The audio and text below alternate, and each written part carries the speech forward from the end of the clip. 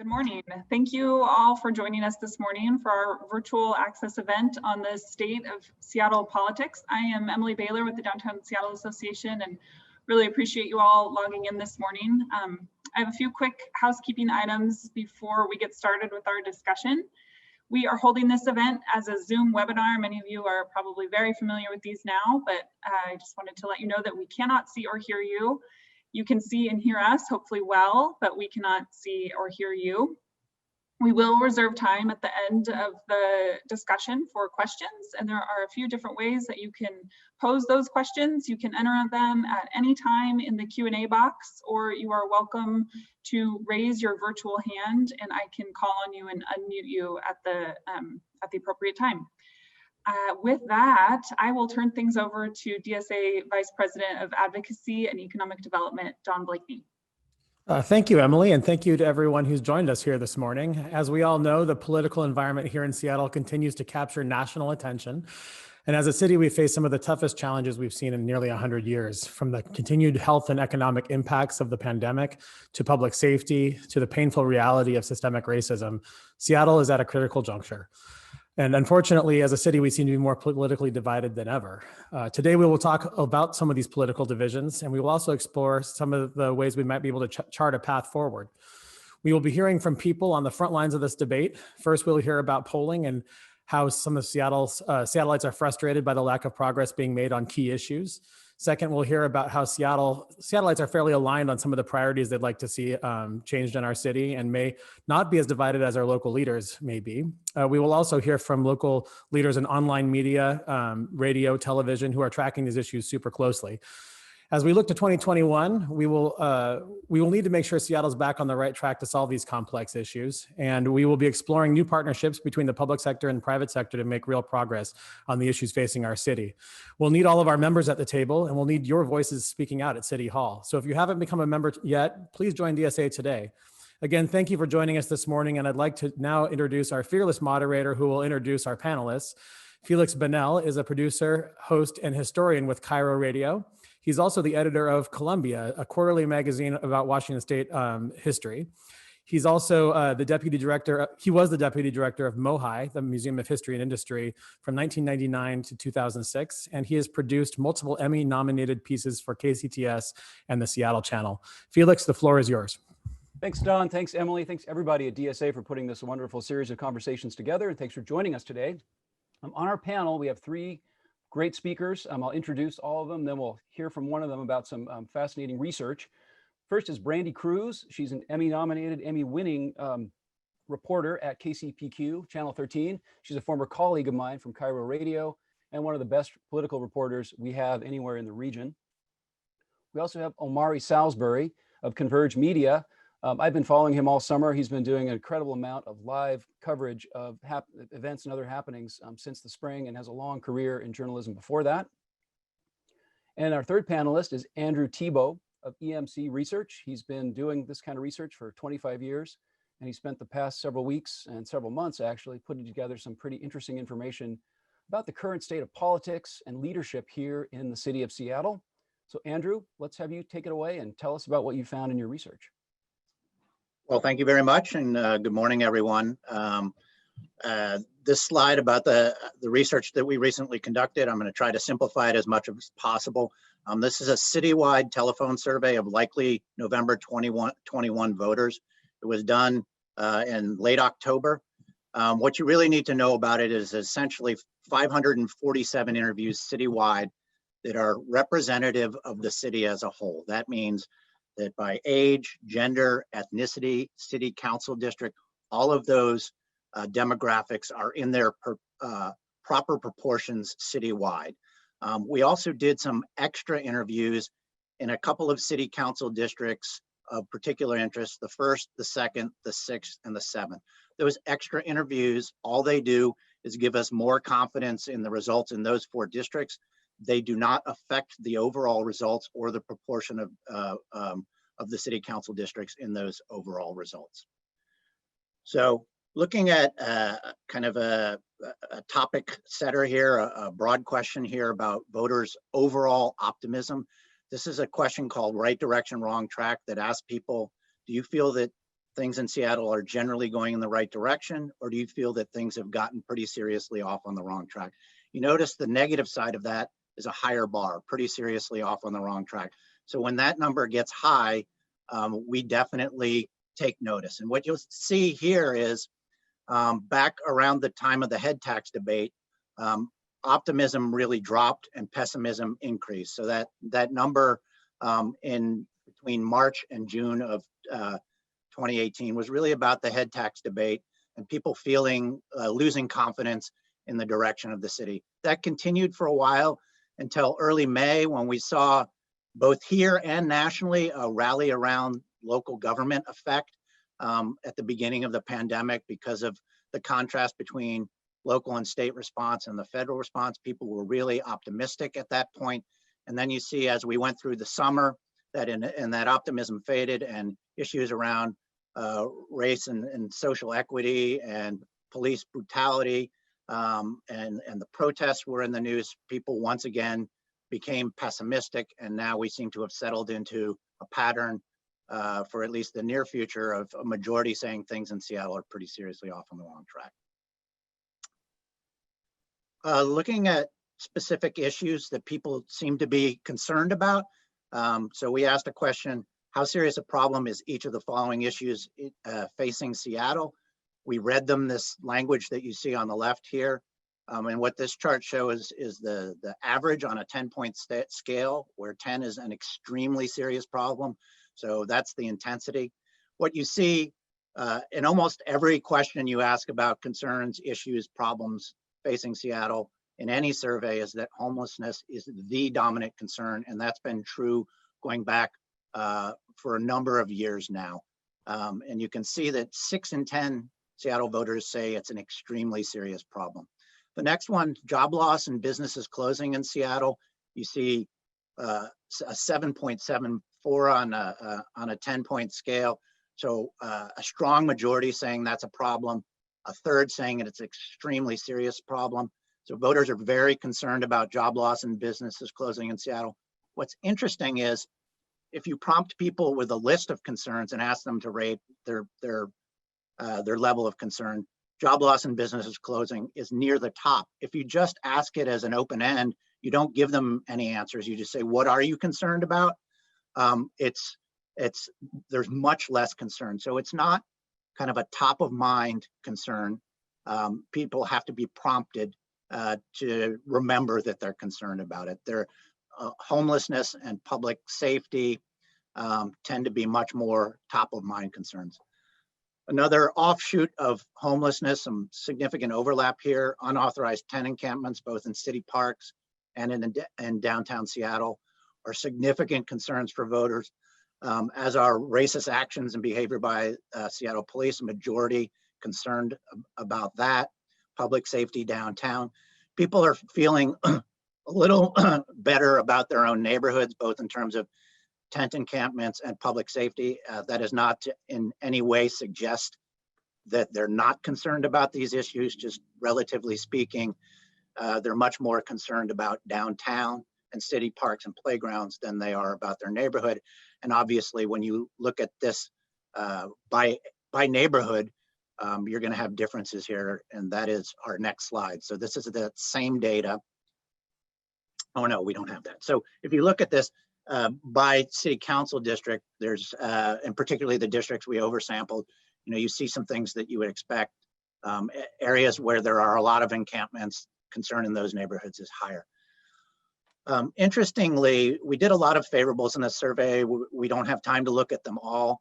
Most of them were pretty consistent to the previous survey that we had done in July. The one that was not consistent was the city council. So going all the way back to May, remember that was the rally around local government period. And so that number, 49% favorable, 39% unfavorable for the city council, was actually a high watermark for them, even though it was just half saying favorable. Then in July, you saw their numbers go back to where they were kind of pre-early pandemic optimism. And then between the July survey and this October survey, the city council's rating, which was already net negative, really crashed. there was an 18-point net negative shift. So now it's at 30% favorable, 59% unfavorable, with 35% strongly unfavorable. The mayor's favorable really held over this time period. So it seems like voters' increasing frustration and pessimism is really being laid at the city council's door right now. Another question about the city council: how satisfied are you with the job the city council is doing addressing the critical issues facing Seattle? So you saw on earlier slides how overwhelmingly concerned people are about homelessness and a number of other issues. And so this isn't particularly surprising that nearly 2/3 are dissatisfied with the city council's performance. 38% are extremely dissatisfied, and there's almost no one, only 3%, who are very satisfied. So views of the council are not positive, which is a huge understatement. We asked a question, this is what we call a forced choice question, where we read people different options and then ask them which option is closest to their opinion. So these three statements are randomized, so there's no bias in because of the order they hear them in. So the first one is talks about police attacks on peaceful protests and violence directed at people of color. Partial measures won't work. Cutting the police budget by up to 50% and redirecting those resources is the best way to address the problem of systemic police violence and racism. Then there's a middle way: police must be reformed, but cutting hundreds of police officers is the wrong answer. Talks about response times and staffing levels. The council's reckless ideological approach has already pushed out Police Chief Carmen Best, who we've seen is extremely popular. While we must demilitarize the police and fund alternatives, we should not do it by dramatically cutting the SPD budget and laying off hundreds of officers. And then the last option is we shouldn't be cutting officers at all. There's a couple of ways to look at this. You can see equal numbers, statistically identical numbers, say defund by up to 50% and reform without big cuts. But if you look at this strictly through the lens of support for significant cuts to police officers, the defund by up to 50%, 6 in 10 voters choose some other option. And interestingly, when you look at subgroups, those who have the lowest support for the defund option are some groups you would expect. Older voters, only 26% support defund. Homeowners, there's a lot of overlap in those groups, only 29% support. But voters of color have one of the lowest levels of support, also at 33%. And in fact, voters of color support for the defund option is lower than white voters' support for that option. The only groups that show majority support for the defund option are younger voters and renters. And there's, like older voters and homeowners, there's significant overlap in those two groups.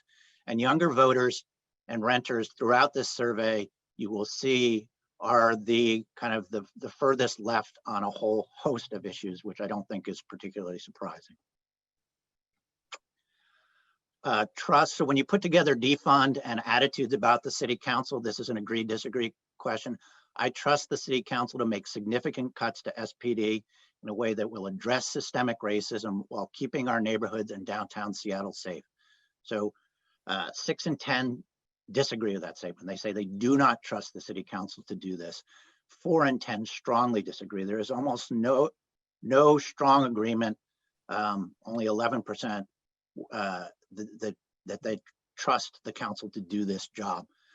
So looking at subgroups, a strong majority of men, women, voters of color, white voters, homeowners, and renters do not trust the council on this issue. And younger voters, who you saw on the previous slide were majority support for defund, are evenly divided over whether they trust the council on SPD reform. So this another forced choice question. Again, the two options were randomized. This is about homelessness. People experiencing homelessness deserve our compassion and help. Removing tent encampments is not an effective or humane policy, and the council was right to stop the sweeps and redirect resources to community interventions and affordable housing. versus leaving people in dangerous tent encampments is not compassionate or sustainable. Allowing these encampments to take over parks, playgrounds, and sidewalks is impacting us all, has created health and safety hazards and some increased crime. The city needs to continue to do compassionate outreach and to move people indoors to designated hotels and shelters while removing encampments that are health and safety risks. So you see nearly 6 in 10 saying you need to move people indoors and remove unsafe and unhealthy encampments versus nearly 4 in 10 saying remove encampments and is wrong. This is a bit of a shift from where Seattle traditionally comes down. Seattle, when you look at what Seattle voters think about the causes of homelessness, strong majorities believe that the fundamental causes are systemic, around affordable housing, cost of living, systemic racism, and that individuals are not to blame. It is not about individual actions. And so Seattle voters are always very wary of any approach that seems like it's punishing or blaming the homeless for homelessness. What's important in terms of how, why I think, a majority went to this second statement is because the argument for removing encampments flows from a place of progressive values. It's about doing what's right for the homeless, and it's about compassionate outreach. And so if this were just a straight up get tough message, Seattle voters would reject it out of hand. Looking at subgroups, again, strong majorities of men, women, voters of color, white voters, homeowners, and voters age 40 plus support doing more to move people indoors and remove encampments. Younger voters and renters are divided, evenly divided on this issue. A forced choice about encampments. So in city parks and playgrounds, this crisis has been especially hard on our city's most vulnerable residents. Temporarily allowing unregulated camping in parks, while not ideal, is an appropriate response to Seattle's homelessness emergency. So a lot of qualifiers there. We're not talking about permanent, and we're not saying it's the best solution. Now more than ever, safe, welcoming parks are essential to the physical and mental health of residents because many don't have outdoor space of their own or are now responsible for daytime activities of their children. Temporarily allowing unregulated camping in parks and playgrounds is a bad idea. You see 54% saying bad idea, 41% appropriate. Sounding like a dead horse here, or beating a dead horse. Younger voters and renters are the only subgroups where a majority say it's a good idea. 2/3 of voters of color, 2/3 of older voters, 2/3 of homeowners say it is a bad idea.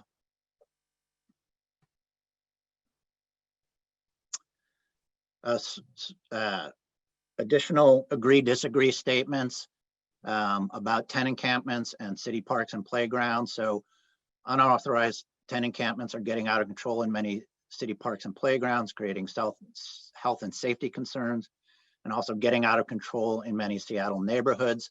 So this isn't specifically about their neighborhood, but it's about neighborhoods across Seattle. You can see 3/4 agree with these statements. That's a really strong agreement, and half strongly agree with this statement. So there is significant concern about encampments. And again, it's not about lack of compassion. And then another agree, disagree about city parks and playgrounds. In this time of remote learning and working from home, safe and welcoming city parks and playgrounds are more important than ever. The city needs to fully invest in properly maintaining our parks. Overwhelming agreement here, 93% agree, 2/3 strongly agree. And all three of these statements, when you see this high level of agreement overall, it means strong majorities in all key subgroups agree with these statements. And even younger voters and renters who have been in a different place than the rest of the electorate on these issues, a strong majority of them agree with all three of these statements.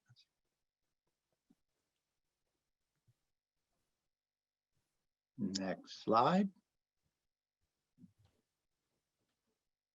Oh, well, there you go. The end.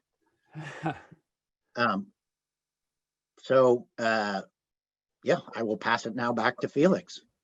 I mean, if I'm a city council member or if I'm someone who cares about solving problems in Seattle, some of those findings are pretty sobering. And I'd wonder, maybe this is for all three of the panelists, how did we get to where we are with 54% of the respondents saying that we're on the wrong track? I mean, that doesn't bode well for getting things done, for people agreeing about what the next step should be to solve some of these intractable problems that have been worsened by the pandemic. I mean, I guess it's more than sobering. It's kind of alarming, really. Yeah, I can take that one, Felix. Okay. And I think I wonder how much, and I brought this up before in reference to this particular polling, we are 1 year removed from the last council election, where you had voters in Seattle reject flatly more business-friendly candidates that were more likely to feel in the way that the majority of respondents to the poll say that they feel. And so I wonder to myself, how much has really changed in a year's time? Or are we seeing, I think, sort of the aggregate of all the frustrations of the year come to a head in that polling? And so that's kind of a question I have in the back of my mind, is how far removed are we really from the types of candidates that this city put on the second floor of City Hall a year ago. But look, I think that there has been, for a long time, a lack of ability to get a hold of these issues. I mean, homelessness, as Andrew pointed out, to see that at the top is not a surprise to anyone, and to see just an overwhelming concern for the state of the homeless crisis. It can't be a surprise to city leaders, because it's not a surprise to anyone else. It's an issue that's gotten worse over a decade. And obviously you walk out anywhere in the city and you can tell that it's getting worse. And so I don't know what the inability is to deal with those problems perhaps in the way that they need to be dealt with. I think from a press perspective, it's definitely interesting to see just how many people are now okay with the idea, as long as you frame it, in a way that's people first, of removing encampments. And as Andrew had pointed out, looking at it from the humanitarian perspective of it's not safe to leave those people in encampments. If you phrase it in that way, people are more apt to agree with it. But that's always been the way it's been phrased in Seattle. I don't think any leader in Seattle has ever said, sweep these people away, and blamed them for their state in life. So I don't know if it just requires better framing of the discussion around homelessness, framing from the press, framing from political leaders and stakeholders, to really get people to understand that it's just not humane to leave people in some of those encampments, and it's incredibly dangerous for them to be there as well. So maybe it's a framing issue. Yeah, I mean, I can speak to the public opinion aspect of that, and I also noticed in the chat that we missed a slide, but I can give you some very disconcerting news for the business community, and the reason for this seeming disconnect and the 2019 elections is because, despite voters' overwhelming dissatisfaction with the city council, they see themselves in terms of values and ideology as much more closely aligned with the city council, the current city council, than they do with the business community. So a strong majority of Seattle voters see themselves as progressive. Strong majority see the council as progressive. Half describe the Seattle business community, the most liberal business community in the country, as conservative. Fewer than 1 in 5 see the business community as progressive. And so voters would rather vote for a candidate who seems aligned with them ideologically, but may not be the most competent and effective member, than someone who is less progressive, seen as less progressive, and may be more effective. And they want to see themselves as good Seattle progressives. And that's a fundamental challenge. And around the framing on homelessness, it's not just how the supporters of that position are framing it, but it's how the people the council is most listening to are able to frame that position. And that's what they hear. Yeah, if I could jump in here real quick. I mean, as a whole, and I'm not saying anything new for people that have been following what I'm saying, I think that like there's a leadership gap down there in City Hall, and we see that every day, no matter what. It's a big leadership gap, and that's why, you know, people are so far apart. But you know, I would say when we talk about framing and we talk about things like this and that, and you talk about, you know, Seattle, people are against business and everything else, is I think that, you know, Seattle as a whole, people need to refresh their communication strategy. City Hall, the mayor, and the businesses. I read a business book one time. It's like KFC was the acronym. Know what you want, find out what you're getting, and change your approach until you get what you want. So like downtown businesses, right? People, they're like, and it's crazy. Somebody like me, I'm concerned. I'm right here on First in Washington. My business is downtown. I live downtown. And so I have a concern, but a lot of people just aren't concerned. 100 businesses out of business, 130 businesses out of business. But that's the way that the media and even DSA says, like, hey, downtown is dying. But maybe, and so someone in 98144, 98118, 98, all these other zip codes are like, hey, well, my local restaurant is still in business during the pandemic. My local bar is still in business. Well, they were until a day ago. And, you know, so they don't have a concern about downtown business. But what if DSA approach was, instead of 100 businesses going out of business, they were like, hey, you know, this many people from 98144 lost their job. And because of that, they're not bringing this much money back to 98144. And because of that, this many people in 98144 no longer have health benefits. And then people might think about things differently, because they're like, man, okay, downtown dying really does impact my zip code, really does impact my neighborhood. But when we just say businesses are gone and somebody's not going downtown anyways, it's not really going to make them care. We got to be able to frame things. If we're saying framing, frame things in a way that makes someone in these different areas actually care. And then if people realize, like, oh, okay, downtown getting impacted actually impacts my zip code, because kids in my neighborhood actually work downtown and bring their money back to the local restaurant. And so, you know, I mean, that's just downtown business. I think that could be applied to the mayor's office, the city council. People just ain't communicating in a good way. Yeah. Omari, I don't want to skip over something you said at the beginning of your remarks about a leadership gap at City Hall. Tell me what you mean by that. But what I mean is that, you know, a perfect example is when we talk about this summer and the protests and things like that. I mean, city council missed so many opportunities. You know, I had a rant yesterday about, you know, some of the people that were meeting with protesters, and meeting not even with protesters, with just citizens on Capitol Hill that were surviving the chop. You know, and Chief Scoggins was one of those people. But you know what? No city council members were there. And someone like might be like, Warren might be like, well, hey, I'm D5. Okay, that's understandable. But there's 2 citywide candidates that are out there. That means the chop was also their business. You know what I'm saying? And I know people got things, they could have zoomed in, could have whatever. You know, they totally ignored it.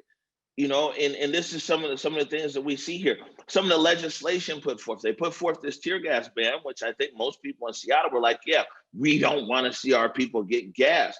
But no one had the leadership to say, hey, citizens of Seattle, but we want to ban tear gas. But before we do that, it has to go through a process. It has to go through a federal monitor, a consent decree. And once it does that, it'll be finalized. They didn't speak. They didn't. A leader tells people things they don't want to hear. Nobody down in city council was like, nah, we want to ban tear gas. It's going to take us 90 days, 6 months, or whatever. They just said, hey, let's vote. And then in the 11th hour, right there, the federal courts knocked it down. And you're like, yo, you guys are on city council. You guys have a bunch of staff. You have lawyers and everything else. And you guys put this legislation through just for it to get knocked down by the federal courts. And that's what I'm saying. It's like no one down there is willing to tell people the bad news, the hard news, the truth. No one's telling them like, yeah, I hear you, but you're going to have to wait. And it's disingenuous. And that's why people, the council's numbers keep going in decline, because people respect someone who can tell you the truth, even if you don't want to hear it. People disrespect people who are just, you know, tell you anything you want to hear at the moment. Brandy, you interview a lot of elected officials here in Seattle and all over the state. Is that what's your experience been in terms of the leadership gap that Omari's talking about? Yeah, well, I think to touch on something Omari said at the end, it's a great point. And to me, one of the most telling things of the entire polling that you did, Andrew, was that one statistic about the majority of people who, regardless of what side of the issue they're on police reform, they don't trust the city council to do it in a way that would actually address systemic racism, and they don't trust the council to do it in a way that would actually keep downtown safe. So that's reflective of the fact that you have people on both sides of that issue that don't trust the city council to not bumble it, right? Which to me was just such an interesting statistic. And I think, one of the things when we talk about leadership gap and not being blunt, Omari is right that when you're not straightforward with people, it leads to a lack of trust. As much as you might believe in getting rid of tear gas, as much as you might believe in the head tax, for instance, and in taxing big businesses, as much as you might believe in eventually cutting down the size of the police force, you have to be honest with people about the difficulties that could result from those things. You have to be honest with yourself about the impact that some of those things have. To say that a tax on big business isn't going to scare high-paying jobs out of the city, it's just not reasonable. I mean, that's just not a reasonable way to look at that. And so I think as long as the council can be more open to say, hey, I'm passionate about this. This is the direction we're heading, but I also want to acknowledge X, Y, Z. I think people will receive that better. And then at the end, when their big, bold ideas get shot down, people won't be as surprised. But on the thing of messaging, and Felix, I think this goes to your question, but it's also something that's incredibly important. And I think that business owners, community leaders could also do as well. We need to be more brave about rejecting flatly the narrative that people are right-wing if they don't agree with a tax on business, that people are right-wing if they don't think that you should defund the police department at 40%. There aren't any right-wingers in Seattle. I've yet to meet one, okay? And, to see Mayor Durkin, for instance, being labeled in the way that she's being labeled, tear gas Jenny. This is a progressive Democrat, as were the candidates that the Chamber of Commerce put up in 2019. I mean, Egan Orion, these aren't right-wingers. But I think there's a fear among community leaders, even progressives, to push back against that narrative and say, no, this is someone with progressive values. And it's because they also don't want to be labeled right-wing or Republican. I mean, we see Shama Sawant call Danny Westney conservative, people pushing back against efforts to get her out right-wing. I get messages all the time from progressive leaders in the city who say, hey, Brandy, keep up what you're doing. We appreciate you pointing out X, Y, and Z. But they would never say that publicly because I'm a Fox News reporter in the eyes of people in Seattle. And so I think if there were a little more bravery to reject the labels being thrown out by the fringe, I think you would see the rest of the city council let their guard down a little bit and be less prone to these acts of just doing what the loud voices say out of fear of being labeled one way or the other. I wish we could see more of that. Yeah, okay. Can I jump in here real quick? Yeah. Yeah, I would just call it out. These people are cowards. We've got people who we've elected in positions, and you got to be a leadership. To be a leader, it's like, man, you just got to do what's right. And I hear on that, like I had the mayor on Monday, because there is a public health emergency, and believe people that we talk to are the people in Converge Media are these essential workers. These are the people in South King County. This is where the spike is at. And I had the mayor on Monday, and people, oh my God, you had the mayor on, and and the mayor showed up with more slides than we talked about. But it was cool because all the slides were basically the same Jay Inslee slides. This is the state, this is the county, this is the city. But then the main thing that I wanted to talk to the mayor about is, like, for people in marginalized populations and vulnerable, what exactly is going on, what happens, and everything else. And man, I got this pushback. Oh, you put tear gas Jenny on there, and I was like, for me, my pushback was, first of all, a year ago, city council didn't talk to no Black media.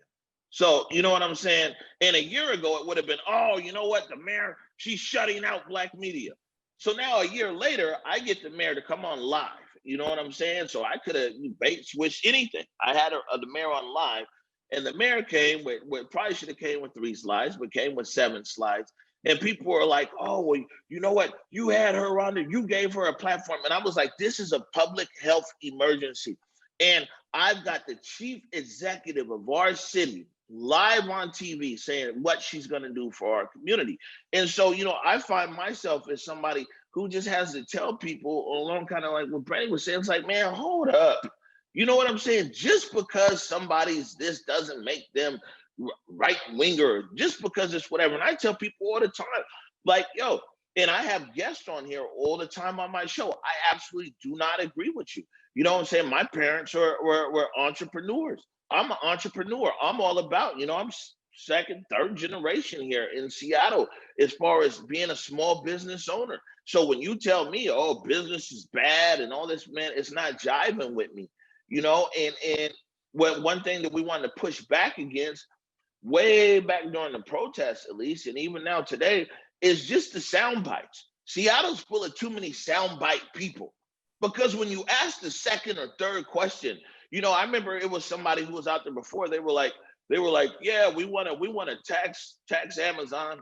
All right, well, Amazon's kind of big. I don't know if you agree or disagree. They're like, we want to tax Nordstrom's, and Nordstrom's needs to pay. I said, do you know the history of Nordstrom's? No, you don't know the history of Nordstrom's. You don't know these guys start off as a shoe company here, and they've always been at Nordstrom's for the most part, but on the right side of so many issues. The first Black people that you saw on the floor selling clothes and things like that, and cashiers, you know, Nordstrom's was out ahead of that. The first, you know, when it came to LGBTQ in the workplace, Nordstrom's was out for that. And Nordstrom's at the time, they had just said they were closing like 16 stores. And this is our Seattle business. This is our flagship. But when I'm asking the guy and I got it on a live stream, but I'm asking him, you know, because he wants to sign a petition about Nordstrom, what their contribution has been to the city, what they've done, this and that. They can't tell me anything. Yeah. And so it's just too many of these soundbite people running around. Well, I mean, that leads to one question. Just 1 second, Andrew. Yep. You know, we have high expectations for our leaders to be articulate and to explain the challenges for us, and, you know, how we're going to get through them together, what the role of each individual is in you know, solving those problems. I mean, they're elected, that's their job. But then we have a lot of community leaders, people who aren't appointed or elected by anybody, who it doesn't seem can deliver a big constituency.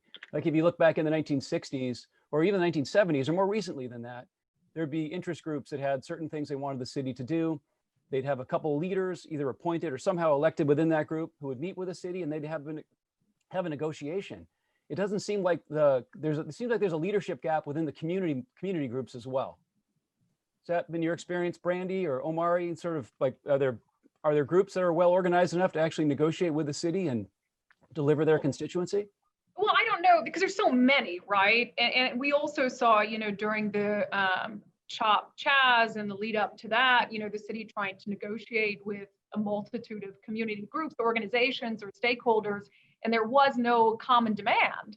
You know, there wasn't any commonality in what people wanted in order to bring that situation to an end. No one could agree on anything. So maybe there's fracturing, but I don't know that there's any one community group that has, you know, such influence. So it's hard to answer that, Felix. I'm not sure. Yeah. Andrew, you were going to say something. I cut you off. Yeah. So, you know, these insights by Omari and Brandy are spot on, and really, I don't think I'm understating it when I say brilliant, and what should also be obvious. But I want to talk about this in the context of the business community and voter perceptions around the business community. And there's a piece of good news, which is Seattle voters, regardless of how it may feel, are not reflexively anti-business. And I'll explain this with some more data points. And even not to single out Amazon, but they're the perennial target of the left and so on. The overwhelming majority of Seattle voters recognize Amazon's benefit to this city and appreciates the benefit of having Amazon here. But you wouldn't think that were true if you listen to the conversation up on, you know, at City Hall. The challenge is when there are competing narratives, voters are going to listen to the people who they feel are more closely aligned with their ideology and values. And that is labor, that is progressives and the left, that is not business. And so if they have to choose between those competing narratives, at least now, they're going to choose labor and the left. On business taxes, the most recent election showed us that Seattle voters do not view taxes as punitive. It's not like other places in the country. They repeatedly tax themselves to the tune of billions of dollars. And so their attitudes about and this isn't true of the hard left, but for the majority that makes support for business taxes, possible in Seattle among voters, they don't think of those taxes as punitive. They don't think business pays its fair share, and they think business has the ability to pay. So they're not trying to punish business. It's really a different dynamic here. And then the last thing I would say about framing is, we're a one-party town, and so we don't have the Democrat versus Republican frame. And so we have a bunch of proxies for that frame. And it used to be downtown versus neighborhoods. And now it's become big business versus progressives, or big business versus labor. And because of how people line up ideologically, those are super challenging frames. And we saw that in the 2019 election. Go ahead, I'm Omar. sorry, go ahead. No, go ahead. Oh, no, I was just going to say that, like, Black people now at this point only make up 7% of the city. So, we're not impacting anybody's polls anywhere. But when you talk about like taxation and you talk about, oh, the left feels is this and that, let me tell you about taxation, and let me tell you about these policies. The upzoning policy that they put there in Central District is one of the places that's upzoning. Them few Black people that's trying to hold on are now getting a tax bill that's through the roof. The Black homeowners there that are trying to hold on. And so when people are like, oh, well, let's tax this, let's tax that, that's impacting Black homeowners in the Central District that's been gentrified from a neighborhood that was 80%, now less than 10%. Believe me, they're not for taxes. That brown girl cooks, she's getting ready to open her new restaurant there on 23rd and Union called Communion. There's a revival of Black businesses there on Union. Believe me, they don't want the tax man coming there talking about, I need more of this and I need more of that. And so, I think a lot of times we just get lumped in. We get lumped in as Black people. We get lumped in on all these other things and everything else. But you know what? But because in the Central District of Seattle and in the South End of Seattle, there's Black entrepreneurs that are trying to get out there, get their business going, this and that. They need less hurdles. They need less regulation. They need less taxation. There's Black homeowners that are sitting out there, men who are barely making, they bought these houses. Grandma bought the house 50 years ago at a steal compared to what it is today for $50,000. And now it's worth $600,000 and they're paying a tax bill on it. You know what I'm saying? People in my community that I know, that I deal with and everything else that are 9 to 5 people, they're not with that.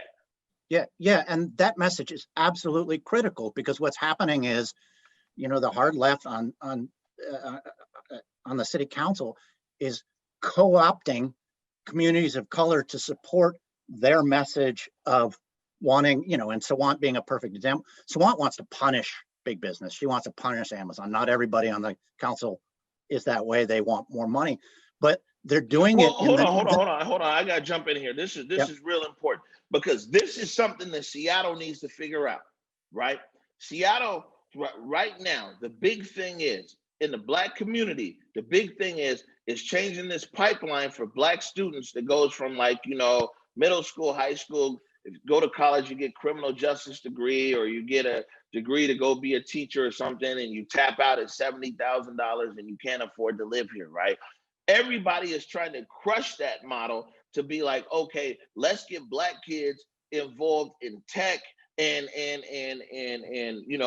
coding and everything in middle school. So when they go to high school, they're taking these coding classes at the UW or whatever, so they get a job paying $170,000 or $180,000. So then they can buy a house in the Central District. So it can't be both. It can't be let's get rid of big business, but also let's get these Black kids in a pipeline here to get a job in big business so they can come and buy property back in the CD. You can't have both at the same time. And Felix, I did see a message from one person, from Kurt, saying, what's the common goal? And I would like at some point to talk a little bit about solutions. Well, let's do that because there's a couple other audience questions I want to get to, but let's talk about that bigger. What is that common goal? How is it up to one person in the mayor's office or one council member to unite us all around some common message we all mostly agree to, or how do we do that? I think a lot of it, I'm honestly looking at the Sawant recall and seeing how that goes. I'm curious what will happen if that goes to voters. And I think that's going to show us a lot about what the future of the city is going to look like. But one of the things that I think devastates me the most about Seattle, and I've been here for 11 years now, is that we all want the same thing. Seattle is in this beautifully unique position of being one party rule. There is no right fringe. And somebody had said I'm voting as a Seattle Republican, which I imagine is still a Democrat in most places in the country. We all want the same thing. You know, I think back to 5 years ago when we were going through the Operation Crosstown Traffic and the drug dealing thing.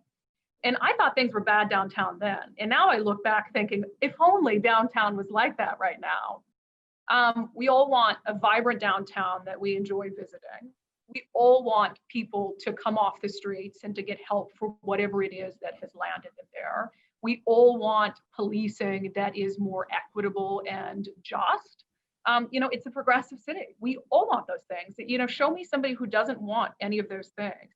And so to me, again, and it goes for every person who's on this call, it goes for myself and my colleagues in the press, we all need to be a little bit more brave about ignoring people who focus so much on a fringe that doesn't exist. You know, we hear the mayor, we hear council members talk about Donald Trump, we hear them talk about the right wing and the evil business community. None of those things exist. But I think there's such a fear to push back against that narrative, even from moderate Democrats and progressives, because they don't want to be lumped in with that. It sounds scary to them. They don't want to be labeled in that way. And so I think there needs to be more bravery to stand up and say, you know what, that is just that's a false narrative.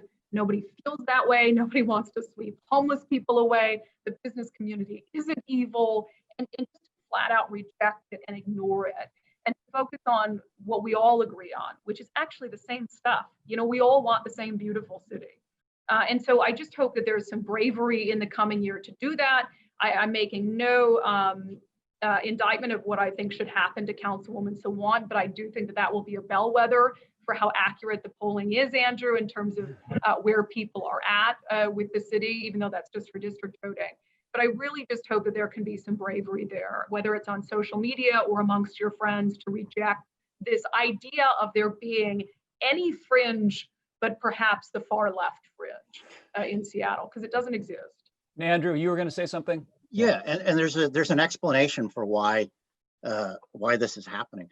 In a town that doesn't have the traditional Democrat, Republican oppositional frames and debates, what happens is people who largely agree on almost everything blow up really small differences into huge fights, because they're smart, educated people. Everyone's smarter than everyone else in the room, and they want to have something to debate about.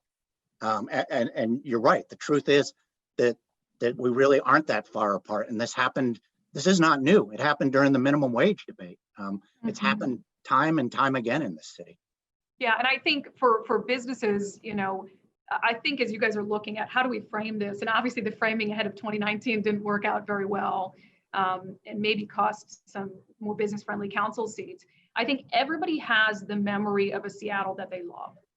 Even having only been here for a decade, I have a memory of a city that I loved. I loved going downtown, our beautiful waterfront, which, you know, we've been working to make even more beautiful. I think trying to tap into people's emotions about the city, about, you know, their families and the memories that they have here and the memories that they want their kids to build here, I think is an effective way. Because when I recall those things, I get emotional thinking about not being able to go downtown, not being able to convince my boyfriend to stay downtown at a couple of my favorite hotels or take me to dinner down there. You know, and so I think that reminiscing a little bit with people and reminding people of the world-class city that we're trying to be, that we once, I think, were on the cusp of, and getting back to that place and why it's good for everyone. And really introducing people to some of the businesses down there, the business owners who, you know, like Omari has said, they're not evil corporations. They're just folks who love this city too. And when, for some reason, a big segment has lost touch with that. You know, if I could jump in here real quick, you know, for me, you know, from the Central District, and a lot of our target audience is Black community, of course, in Seattle and King County, and we reach other people. But you know, when you talk about downtown, we take it back 140 years ago. I'll make this quick. The state of Washington's only 131 years old. We celebrated a birthday, I think, on November 11th. 140 years ago, William Gross, who was a big-time Black entrepreneur, and he actually founded the Central District. He bought 12 acres of land from Henry Yesler. But William Gross had a hotel down here on the waterfront. He had all kind of businesses down here on the waterfront. This Black man, back when this was the territory of Washington, when Isaac Stevens was the territorial governor, was thriving. I had a Black business thriving down here, and that business led to other businesses. He bought the land in the Central District, opened up businesses there. 140 years later, what Black hotelier is down here on the waterfront? What Black restaurateur is down here on the restaurant? I know that the Trey Lamont and the Jerk Shack is over there in Belltown, and that's like a Black-owned business. So I only point that out to say is that, man, we want more business down here. We want to follow the legacy of William Gross. Africatown just got the Fire Station 6 there in the Central District on 23rd and Yesler. It's named the William Gross Center for Cultural Innovation, because people are hearkening back to William Gross and how he was an entrepreneur and a businessman here in Seattle 140 years ago. We want business, you know, and so, I mean, and I want to put it out there, and I'm ready to debate anybody of any color, of any neighborhood, of anything here, because Black people in the Central District, we thrive. We used to have our own grocery stores. We used to have our own drug stores. We used to have our own dry cleaners and everything else. We had a business core. We want that back. So for anybody to say that Black people in the Central District, we're anti-business, that's crap. We want to be. Let's see the next 2021 William Gross down, whoever that's going to be, and let's put that another hotel down here on the waterfront. Let's put more restaurants on the waterfront. Let's get Black business on the waterfront and downtown and everywhere else. Very nice. We had a couple of questions from the audience about the 2021 election, what redistricting looks like, if, you know, how much redistricting has affected the way politics are in Seattle. Andrew, can you speak to that? Well, ultimately, the result doesn't seem to be what the people who pushed it were hoping it would be, right? The thought was, you know, that it would become kind of more broadly representative and kind of less extreme. You know, from the business community's perspective, it was an interesting, or any outside groups or any group's perspective, it was an interesting opportunity because you could use resources to communicate to a smaller audience and get your message out. But I think that the truth of the matter is that the fundamental dynamic here that I talked about, which is voters seeing the business community as out of step with their values. This is a perception problem. This is not a reality problem, but that perception is reality in political campaigns. Makes it extremely difficult for the business community to drive a message that gets heard over someone who's a little more left.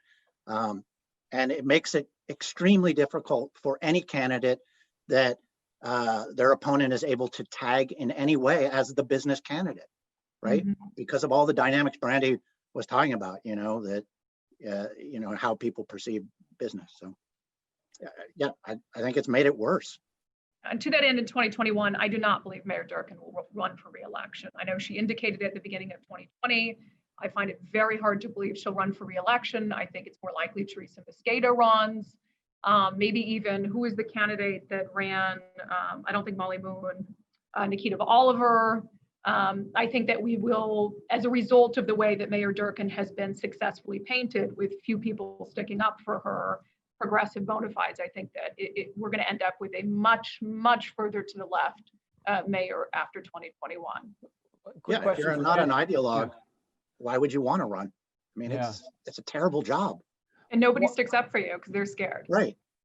On the polling, Andrew, why has the mayor sort of gotten off easier than the council in terms of perception about leadership or perception of on the right track kind of thing?